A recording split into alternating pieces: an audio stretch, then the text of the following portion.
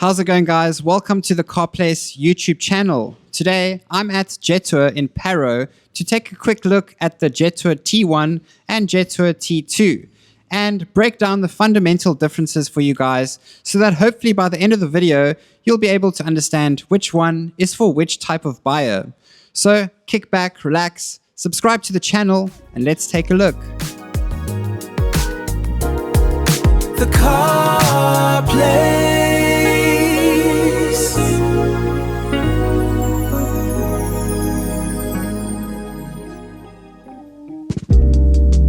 Now, you probably already know, or at least have heard, that Jetour is one of several automotive brands that fall under the Chery Holding Group, alongside the other brands like Automotive, Jetour, and some newer names like iCar that are only starting to make their way into the South African market. That said, Jetour isn't simply a rebadged Chery. No, the brand operates with its own management team, product strategy, branding, and dealership network, allowing it to establish a distinct identity within the larger Chery group. While Jetour still benefits from the resources, technology, and manufacturing expertise available within the Chery ecosystem, it focuses on developing vehicles that cater to its own target markets and design philosophy. And that's probably enough corporate background for one video. Let's get to the information you're actually here for. Alright guys, now if you're looking at the Jetour T1, basically you can break it up into two different variants. You get the 1.5 litre turbocharged petrol engine, which is a front wheel drive, and you also get the 2 litre turbocharged petrol engine, that's an all-wheel drive, or four-wheel drive. Now the price range starts around 515,000 Rand and tops out at 690,000 Rand for the plug-in hybrid variant. But we'll put all the trim levels and pricing at the bottom of the screen over here so you can get a good idea.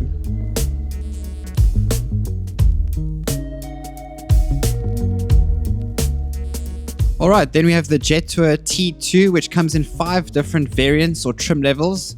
You got the 1.5 litre and the 2 litre as well, just like the Jetour T1. If you're looking at the 1.5 litre, it is also going to come in a 2-wheel drive, and that comes in the Aspire trim as well as the IDM plug-in hybrid variant. If you're looking at the 2 litre, those are going to be your 4-wheel drives, and with that one you get the Explorer, the Odyssey, and the Odyssey Dark Knight Limited Edition. In terms of pricing, we'll put it all here at the bottom of the screen so you can get a good idea.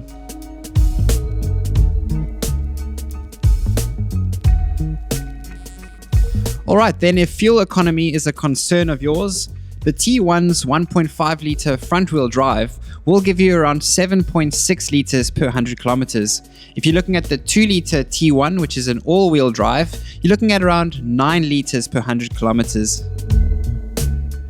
Alright, then if you're looking at the Jetour T2's fuel economy, you're looking at around 7.9 litres per 100 kilometers with its 1.5 litre front wheel drive variant. If you're looking at the 2 litre all-wheel drive variant, you're looking at around 9.3 litres per 100 kilometers. And if you're looking at the hybrid option, also known as the PHEV IDM, Jetour claims you'll be able to get up to around 100 kilometers on electric-only driving. Also, charging from a normal standard household plug is generally the most practical approach. Alright guys, now when it comes to performance, there's actually very little that separates the T1 and the T2. That's because both models use the exact same engine and transmission setups, that being either the 1.5 litre front-wheel drive turbocharged petrol engine or the 2 litre all-wheel drive turbocharged petrol engine, which both use the exact same 7-speed automatic dual-clutch transmission. The entry-level 1.5 litre turbocharged petrol engine will give you up to 125 kilowatts and 270 Nm of torque with its front-wheel drive setup, making it the more suitable choice for daily commuting. Then if you're looking at the 2 litre turbocharged petrol engine, you're looking at 180 kilowatts and 375 Nm of torque with its all-wheel drive setup, making it the suitable choice for off-road use. The T2 also features additional off-road technology, more drive modes, and better approach and departure angles for better off-road use. So definitely the more adventurous one. Alright guys, now it's worth mentioning that while the T2 looks like a serious overlander and is certainly marketed as an off-road vehicle, it isn't exactly built on a heavy-duty traditional ladder frame chassis like vehicles like the Toyota Fortuner, the Hilux, or even the Ford Everest.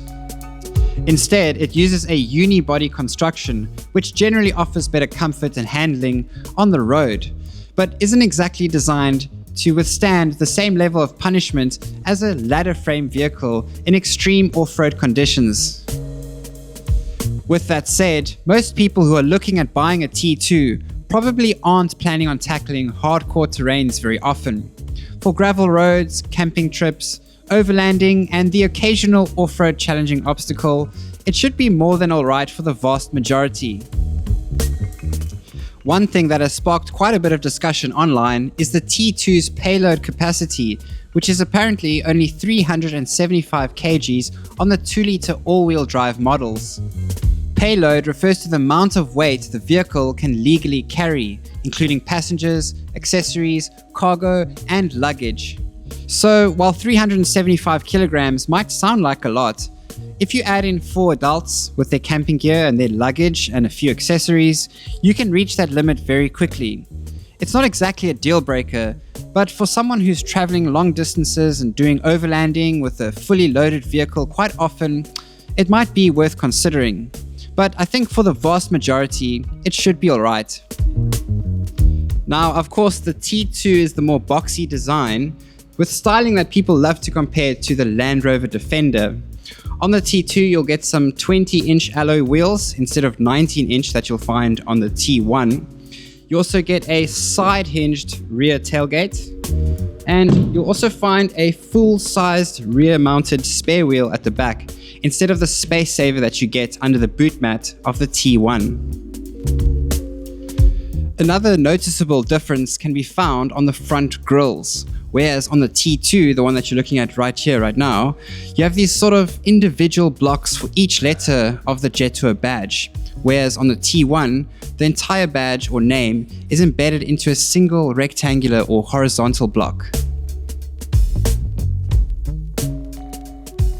If you want to take it one step further and be a true Jetour enthusiast, you could point out that the T2's top model trim, the Odyssey trim, as well as the limited edition Dark Knight trim, has the illuminated Jetour lettering in the front grille.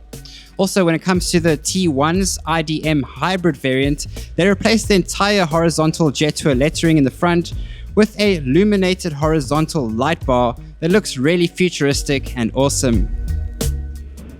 Also, when it comes to the IDM hybrid variants, you will find a PHEV badge on the rear C-pillars at the back, which is another way to distinguish which model you're looking at.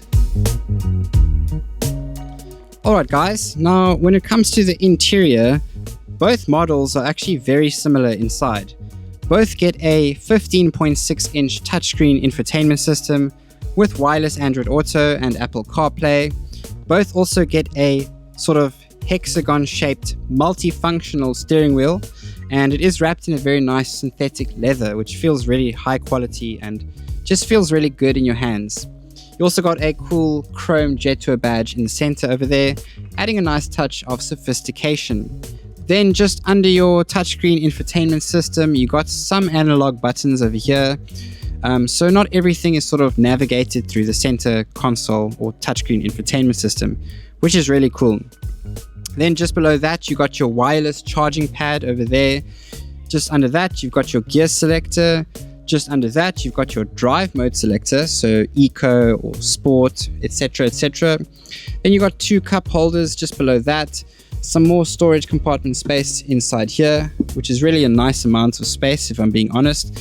And it is also ventilated, so if you need to keep your snacks or your drinks cold, you can chuck them in there, put the aircon on, open this little sort of vent thing over here, and your drinks or snacks can stay cold. Also, the lid of that section is covered in a synthetic leather, and it is soft touch material as well. So when you're doing long trips and stuff, your elbow will be nice and comfortable. Then just under this center middle section over here, you've got some more storage compartment space at the bottom over there with USB-C and USB-A charging ports. Both models get synthetic leather seats in the front and the back, and both front seats do have ventilation as well. I believe it's on all the models except the lowest spec on the T1, if I'm not mistaken. Then also on most models as well, on both the T1 and the T2, again except the bottom spec T1 I believe, you get this really nice large panoramic sunroof, which makes the cabin nice and spacious and feel nice and airy. Also lets a nice amount of light inside the cabin. And then also, I must say that although the T2 is slightly longer and wider on paper, the T1 actually feels more spacious inside. Nevertheless, both models have really spacious interiors and are extremely comfortable, with rear seats that have a center armrest with cup holders as well. One cool feature to mention when it comes to the T1 Odyssey trim is that you get this really cool electronically adjustable front seat. So it's fully reclining and has this front leg rest section over here, so you can be comfortable on those long trips. I believe they call it a passenger princess seat, and you can see why. So if your wife loves going on long trips with you, well, this might be the model to get. Well guys, those are some of the key differences between the Jetour T1 and T2. We hope this video helps you understand some of the fundamental differences and makes it easier for you to decide which one to get. We'd like to give a big shout out to Jetour in Paro for allowing us to show you these beautiful vehicles. If you're looking to test drive one of them, make sure you pay them a visit in Voortrekker Road in Cape Town. They have really friendly staff that'll be happy to answer all of your questions. Thanks for watching guys, we hope you enjoyed the video today. Don't forget to smash the like button if you did, and subscribe to the channel to see more of our future videos coming out. I'm Jeremy Moser, and I guess I'll see you in the next one. Happy driving!